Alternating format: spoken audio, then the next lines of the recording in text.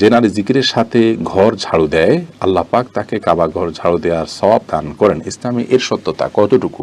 নামাজের সময় আঙ্গুল নাড়ানোর বিধান কি?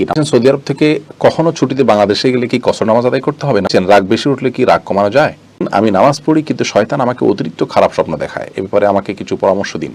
কোন স্ত্রী কি তার নামের পাশে স্বামীর নাম বা পদবি ব্যবহার করতে পারবে? প্রসবের পর পবিত্র হওয়ার সুন্নাহসম্মত পদ্ধতি কি? নামাজরত ব্যক্তির কতটুকু সামনে দিয়ে মানুষ চলাচল করতে পারবে? কালো ছাড়া ভিন্ন রঙের বোরকা পড়লে কি গুনাহ হবে? আর বিলম্ব না করে চলুন আপনাদের প্রশ্নের উত্তর দেওয়ার পালায়। এরপরে শিউলি আক্তার, শিউলি আপনি লিখেছেন ছোট লিপস্টিক থাকা অবস্থায় নামাজ হবে? নামাজ হয়ে যাবে। গাজী হাবিবুর রহমান আপনি লিখেছেন সন্তান আকিকা দেওয়ার পর নাম পরিবর্তন করা যাবে কিনা? যাবে, কোনো অসুবিধা নাই। আকিকা দেওয়ার পরও যদি নামের ভিতরে খারাপ কোনো অর্থ থাকে সে নাম পরিবর্তন করতে পারবেন। আফরোজা ইসলাম লিখেছেন কালো ছাড়া ভিন্ন রঙের বোরকা পরলে কি গুনাহ হবে? না, গুনাহ হবে না। আপনি এমন বোরকা পরবেন বা এমন পোশাক পরবেন যেই পোশাক অন্য পরপুরুষের দৃষ্টিকে আপনার দিকে খুব বেশি আকৃষ্ট না করে, খুব বেশি চাকচিক্যপূর্ণ না হয়, এরকম পোশাক পরবেন। সেটা কালো হওয়াটা এখন আবশ্যক নয়, তবে খুব বেশি সেটা আপনার আকর্ষণীয় এবং খুব বেশি অন্যের দৃষ্টিকে কাটতে পারে এরকম যেন না হয়, সেদিকটা খেয়াল করবেন। সাদা হতে পারে, কালো ছাড়া অন্য কোনো সাধারণ যে কালারগুলো আছে যেগুলো খুব বেশি অন্যের দৃষ্টিকে আকৃষ্ট করে এমন না, এরকম কালার হতে পারে। আতিকুল ইসলাম লিখেছেন নামাজরত ব্যক্তির কতটুকু সামনে দিয়ে মানুষ চলাচল করতে পারবে? নামাজি ব্যক্তির দৃষ্টির যে সীমানা এটার বাইরে দিয়ে তিনি চলতে পারবেন। সাধারণত সুন্নাহসম্মত পদ্ধতিতে সালাত আদায় করলে সিজদার সীমানার দিকে তাকালে সিজদার পাশাপাশি আর সামান্য একটু জায়গা তার দৃষ্টির এরিয়াতে থাকে, তার বাইরে দিয়ে তিনি চলতে পারবেন। নাকিব খান আপনি লিখেছেন প্রসবের পর পবিত্র হওয়ার সুন্নাহসম্মত পদ্ধতি কি? প্রসবের সিটা গায়ে বা কাপড়ে লাগলে করণীয় কি? পেশাব বসে করবেন যাতে করে আপনার পেশাবের ছিটা গায়ে না লাগে, এবং যদি গায়ে লেগে যায় এবং ছিটাগুলো হয় যে শুয়ের আগাতে যে পরিমাণ পানি থাকে ওই পরিমাণ ছোটো ছোটো ছিটা, তাহলে সেক্ষেত্রে অসুবিধা নেই। তারপরেও আপনি সম্ভব হলেও জায়গাটা ধুয়ে ফেলবেন বা মুছে ফেলবেন। ধুয়ে ফেলাই উচিত, ধোয়ার কিছু না থাকলে আপনি বিকল্প হিসেবে মুছে ফেলবেন। কারণ নবী সাল্লাল্লাহু আলাইহি ওয়াসাল্লাম বলেছেন ইস্তানজিহু মিনাল বাউল, তোমরা পেশাব থেকে পবিত্র থাকো, ফাইন্না আম্মাতা আযাবুল কবর মিনহু, বেশিরভাগ আযাবুল কবর হয়ে থাকে এই পেশাব থেকে পবিত্র না থাকার কারণে। বিধায় এটি আমাদের করা উচিত এবং চেষ্টা থাকা উচিত। এমনি মূসা আপনি লিখেছেন কোন স্ত্রী কি তার নামের পাশে স্বামীর নাম বা পদবি ব্যবহার করতে পারবে? স্ত্রী তার নামের পাশে তার বাবার নাম বা পদবি, বংশ পরিচয় এটি বহন করবেন। নামটা কেন? নাম, পদবি, নামের পরের যে অংশ, গিভেন নেম, সারনেম, এগুলো সবগুলো মূলত মানুষের পরিচয়ের জন্য। আর এই পরিচয় হবে মানুষ তার নিজের বংশ দিয়ে। ধরুন তার বংশ কি, তার বাবাকে, এটা হলো তার পরিচয়। স্বামীর সাথে তার একটা পরিচয় তা অবশ্যই আছে, কিন্তু এই পরিচয়টা হলো খুবই আপনার সীমিত পরিসরের পরিচয়। যতদিন দাম্পত্য সম্পর্ক আছে ততদিনের পরিচয়, কিন্তু বাবার সাথে এবং বংশের সাথে তার যে পরিচয় সেটা স্থায়ী পরিচয় এবং সেটা পরিবর্তনযোগ্য নয়। বিধায় ওইটাই হলো সুন্নাহ। আমাদের দেশে স্ত্রীগণ তাদের নামের সাথে স্বামীর নামকে যুক্ত করে থাকেন, এটি সুন্নাহ নয়। সুন্নাহ হলো বাবার নাম, বংশের নাম যুক্ত থাকবে। আপনি হাসান চৌধুরী আপনি লিখেছেন আমি নামাজ পড়ি কিন্তু শয়তান আমাকে অতিরিক্ত খারাপ স্বপ্ন দেখায়, এ ব্যাপারে আমাকে কিছু পরামর্শ দিন। আপনি নামাজ পড়েন, শয়তান আপনাকে খারাপ স্বপ্ন দেখায়, খারাপ স্বপ্ন দেখলে করণীয় কি? এই বিষয়ে আমাদের একটা ভিডিও আছে, দেখে নেবেন। সংক্ষেপে আমরা বলছি, আপনি যদি খারাপ স্বপ্ন দেখার পর ঘুম ভেঙে যায় তাহলে বাম দিকে 3 বার থুতু ফেলবেন। সে থুতুটা হবে আলতোভাবে, জাস্ট ওই যে আমরা শুয়ের আগে যে পানি থাকে এরকম পরিমাণে থুতু আপনি বামে ফেলবেন 3 বার, এবং আমানতু বিল্লাহি ওয়া রাসূলি এরকম আপনি দোয়া পড়বেন। এবং যদি সম্ভব হয় উঠে ওযু করে 2 রাকাত নামাজ পড়বেন, এবং যে কাজে থাকেন সেই কাজ পরিবর্তন করে ফেলবেন। এই কাজগুলো হলো মোটামুটি আপনার আমার করণীয় যদি দুঃস্বপ্ন দেখি আমরা তখন। নিঃস্ব আমার চৌধুরী আপনি লিখেছেন রাগ বেশি উঠলে কি রাগ কমানো যায়? রাগ বেশি উঠলে অবশ্যই রাগ কমানো যায়। রাগ কমানোর জন্য গুরুত্বপূর্ণ একটা ভিডিও আমাদের পেজে ইনশাআল্লাহ খুব শীঘ্রই আপলোড হবে, সেখানে নজর রাখুন।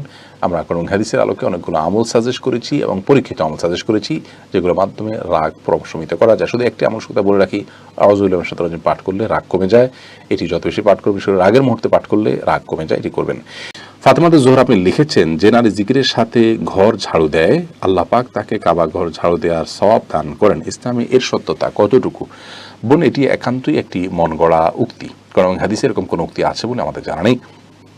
সন্দেহাতীতভাবে কোনো নারী কিংবা পুরুষ তিনি তার নিজের কাজের ফাঁকে ফাঁকে যখন আল্লাহর জিকির করবেন, আল্লাহর স্মরণ করবেন, তখন সেই কাজটি অনেক বেশি বরকতময় হবে, কল্যাণকর হবে। তিনি তার সময়টাকে কাজে লাগাচ্ছেন, তিনি জাকিরিনদের মধ্যে শামিল হচ্ছেন, যে জাকিরিনদের প্রশংসা আল্লাহ তাআলা কোরআনে কারিমে বলেছেন, তাদের জন্য জান্নাতের প্রস্তুত আল্লাহ তাআলা করে রেখেছেন। ওয়াযাকিরিন ওয়াযাকিরাত ওয়াযাকিরিন আল্লাহ কাসীরান ওয়াযাকিরাত, যারা বেশি বেশি আল্লাহ তাআলা জিকির করে সেই নারী পুরুষের প্রশংসা আল্লাহ তাআলা করেছেন, তাদের জন্য পুরস্কার ঘোষণা করেছেন জান্নাতের। অতএব তিনি তাদের অন্তর্ভুক্ত এবং এটি একজন মুসলমানের জন্য খুবই ভালো দিক সন্দেহাতীতভাবে। কিন্তু তার মানে এই নয় যে এই কাজ করলে কাবাঘর ঝাড়ু দেওয়ার তৌফিক হবে।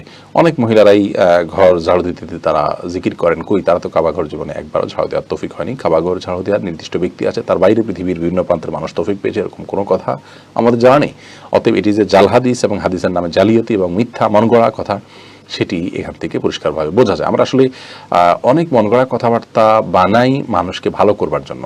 মানুষকে ভালো করার জন্য মিথ্যা কথা বলা বা মিথ্যা কথা বলে মিথ্যা হাদিস বলে মানুষকে দিয়ে ভালো কাজ করানো, এই বিষয়টি হলো গাছের গোড়া কেটে আগায় পানি দেওয়ার মতো। আপনি মিথ্যা কথা বলে তো একটা অন্যায় কাজ করছেন, আপনি অন্যায় কাজ করে একজনকে ন্যায়ের পথে আনার চেষ্টা করছেন, তাহলে গাছের গোড়া কেটে কেমন যেন আগায় পানি দিচ্ছেন, যে পানি দেওয়ার কোনো অর্থ হতে পারে না। আগে গোড়া সংরক্ষণ করুন, এরপরে পানি দিবেন কোথায় না দিবেন সেটা পরের প্রশ্ন। এরপরে আব্দুল্লাহ মামুন আপনি লিখেছেন, সৌদি আরব থেকে কখনো ছুটিতে বাংলাদেশে গেলে কি কসর নামাজ আদায় করতে হবে? না, বাংলাদেশে আপনার নিজস্ব বাড়ি রয়েছে, ঠিকানা রয়েছে, সে জায়গায় আসলে আপনার কসর করবেন না। সৌদি আরবে আপনি বসবাস করছেন, সেটাও আপনার একটা ঠিকানা, আবার আপনি বাংলাদেশে এসেছেন সেটাও আপনার ঠিকানা। একজন মানুষের একাধিক নিজস্ব ঠিকানা থাকতে পারে, বিধায় সেই নিজস্ব ঠিকানায় গেলে আপনি পুরো নামাজ পড়বেন, কসর পড়বেন না। বিধায় সৌদি থেকে দেশে আসলে কসর পড়বেন না। পথে আপনি কসর অবশ্যই পড়বেন, যেহেতু পথে আপনি মুসাফির থাকেন। নিজস্ব ঠিকানা চলে আসলে আর কসর চলবে না। এরপরে রোমানা মালিক আপনি লিখেছেন, নামাজের সময় আঙ্গুল নাড়ানোর বিধান কি? নামাজের সময় আমরা যখন তাশাহুদ পড়ি তখন আমরা যে তাশাহুদের মধ্যে মূলত তাশাহুদ মানে হলো সাক্ষ্য দেওয়া, আমরা সেখানে মূলত সাক্ষ্য দিই আল্লাহর একত্ববাদের এবং মুহাম্মদ সাল্লাল্লাহু আলাইহি ওয়াসাল্লামের রিসালাতের, তার রাসূল হওয়ার সাক্ষ্য দেই। তো আমাদের মুখের সাক্ষ্যের সাথে এই আঙ্গুল তুলে আমাদের হাতের ইশারাতেও সাক্ষ্য দেওয়া, এই দুইটার মধ্যে যেন আপনার কম্বিনেশন হয়, সেজন্য এই আঙ্গুল উঠানোর নির্দেশনা নবী সাল্লাল্লাহু আলাইহি ওয়াসাল্লাম দিয়েছেন। এটি সুন্নাহ। এটি যদি কেউ না করেন তার নামাজ হয়ে যাবে, কিন্তু আমরা তাশাহুদ পাঠের সময় তাশাহুদে যখন বসবো তখন আঙ্গুল তুলে মুখের সাক্ষ্যের পাশাপাশি হাতের আঙ্গুল দ্বারা সাক্ষ্য দেওয়াটা সুন্নাহ। এ সময় আঙ্গুল নাড়াতে থাকবো নাকি শুধু সাক্ষ্য দিব, এ বিষয়ে আমরা বারবার বলেছি যে ওলামায়ে কেরামের দুটি মতই আছে। অনেকে নাড়ানোর কথা বলেন, অনেকে সাক্ষ্য দেওয়ার কথা বলেন। এক্ষেত্রে শুধুমাত্র তুলে ধরে সাক্ষ্য দেওয়া এবং শেষে নামানো এটা অধিকতর যুক্তিযুক্ত, কারণ এক্ষেত্রে বেশিরভাগ হাদিসগুলোতে ইশারা করার কথা বলা হয়েছে, যা তোলা এবং নামানোর মাধ্যমে হয়ে থাকে। হ্যাঁ, কোনো কোনো মানে আসছে এটি নাড়ানোটা শয়তানের জন্য আপনার লোহার আঘাতের চাইতেও বেশি কষ্টের। তো সে নাড়ানো বলতে উঠানো এবং শেষে নামানো, সেই নাড়ানোর কথা নবী সাল্লাল্লাহু আলাইহি ওয়াসাল্লাম বুঝিয়ে থাকতে পারেন। এবং অন্যান্য হাদিসগুলোকে লক্ষ্য করলে বোঝা যায় যে এইটাই হওয়ার সম্ভাবনা অনেক বেশি প্রবল। আল্লাহু আ'লাম বিসওয়াব। অতএব যারা নাড়াচ্ছেন তারা একটা হাদিসের উপরে আমল করছেন, একটা ব্যাখ্যার উপরে ভিত্তি করে, সেটাকেও ভুল না বলে আমরা যেটাকে সঠিক মনে হচ্ছে সেটার উপর আমল করতে পারি। বিষয়টি একান্তই নফল আমল, ফরজ বা ওয়াজিব নয়। এটা নিয়ে ঝগড়া বিবাদে লিপ্ত হওয়ার কিছু নেই, বিশেষ করে যখন উভয় মতের সপক্ষেই আপনার কোরআন হাদিস ভিত্তিক দলিল রয়েছে এবং কোরআন হাদিস দলিলের উপরে বেস করেই মতগুলো গড়ে উঠেছে এবং এটি স্কলারদের মত, ইমামদের মত। অতএব কোনো অসুবিধা নেই ইনশাআল্লাহ বিদিল্লাহ।